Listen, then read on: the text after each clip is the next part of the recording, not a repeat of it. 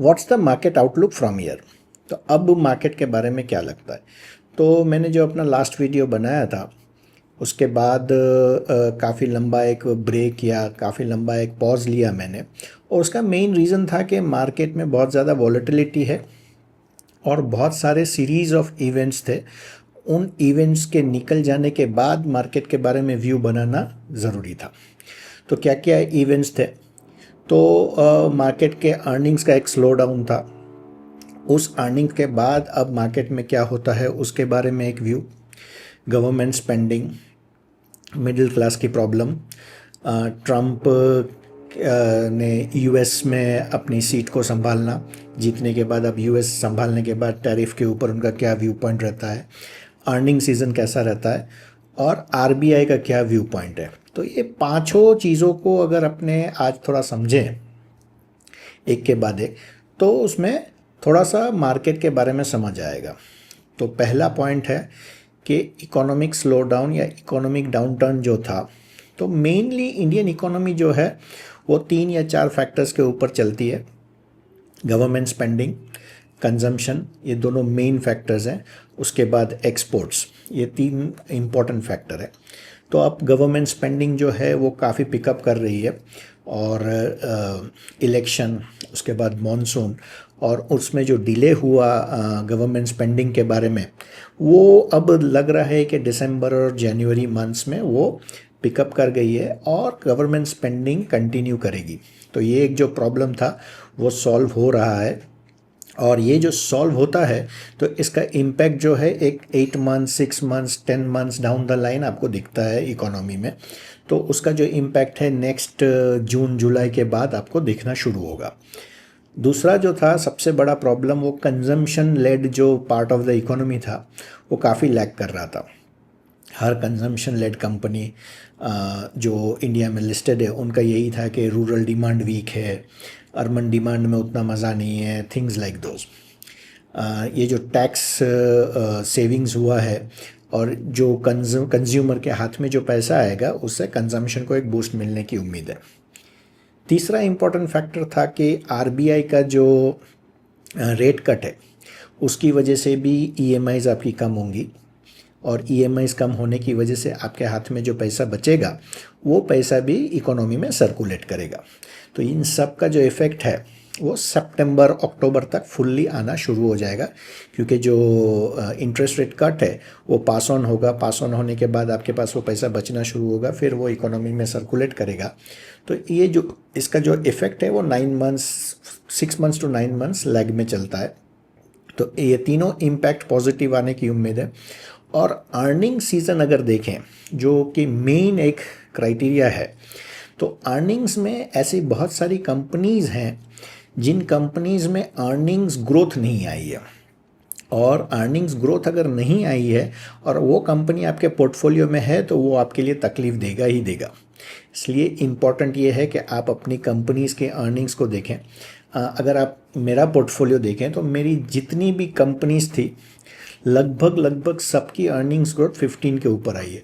एक दो एक्सेप्शंस हैं, लेकिन अगर उनका इंटरनल डिटेल्स देखें तो वो 15 के ऊपर ही है। लेकिन अगर इंटरनल डिटेल्स नहीं देखें और ओवर द टॉप आप सिर्फ सेल्स ग्रोथ देखते हैं तो मैंने डायरेक्टली देखते हैं तो किसी किसी कंपनी में थोड़ी बहुत प्रॉब्लम है।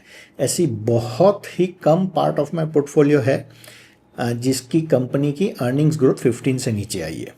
और दूसरा, मैंने अपने पोर्टफोलियो में जो चेंजेस किए हैं, any company with above 50 P, 50 के ऊपर का पी है, then it has to have a very good reason for me to keep holding it. वो या तो कंज्यूमर कंपनी हो, या उसकी सेल्स ग्रोथ अच्छी हो, या उसकी प्रॉफिट ग्रोथ की ज़्यादा उम्मीद हो compare to its sales growth, यानी कि मार्जिन एक्सपांशन की कोई जगह हो। यानी कि 50 के ऊपर की पी की जो कंपनीज़ हैं उसमें I expect something more than the earnings growth, या ज़्यादा मैं एक्सपेक्ट करूँगा। और अगर वो नहीं डिलीवर होता है तो I am sceptical and I am reducing my positions.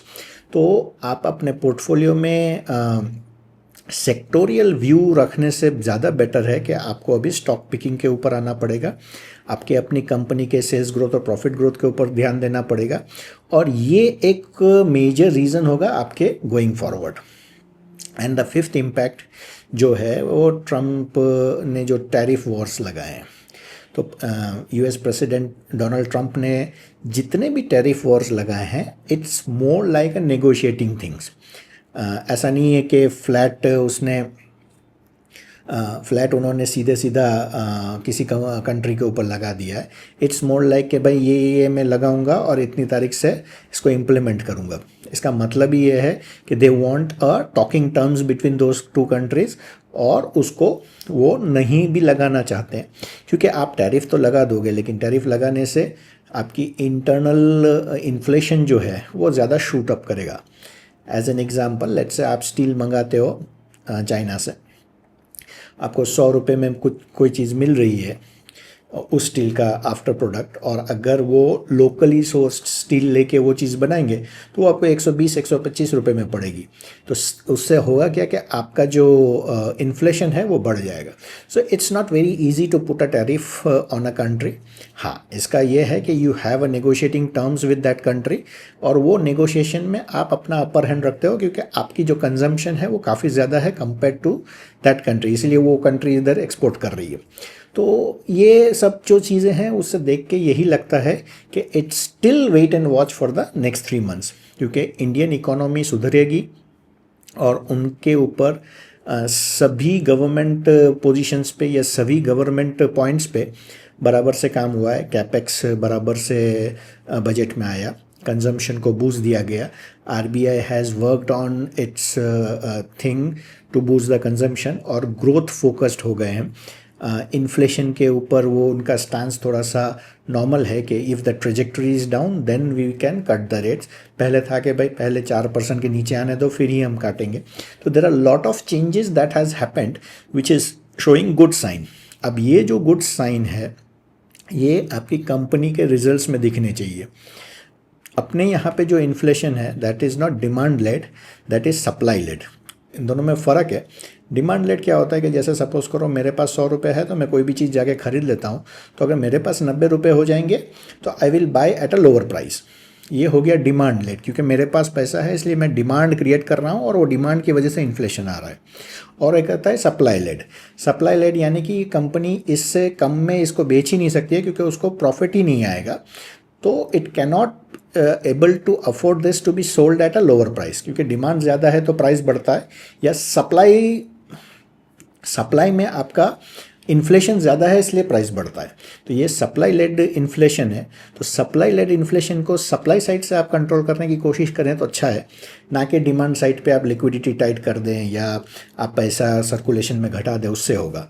तो ये आरबीआई का भी करेक्ट डिसीजन है, और पाँचों के पाँचों पॉइंट अभी ये सजेस्ट कर रहे हैं कि इंडियन इकोनॉमी को रिवाइव करवाने की अच्छी खासी कोशिश चल रही है, और मेरे हिसाब से within the 6 to 9 months this should reflect in the company's numbers as well. आपको क्या लगता है, आपके पोर्टफोलियो की कौन सी कंपनीज हैं जिसमें ग्रोथ कम आई है या उसकी वैल्यूएशंस महंगे हैं? क्या आपने एनालाइज कर लिया है अपनी सारी कंपनियों को?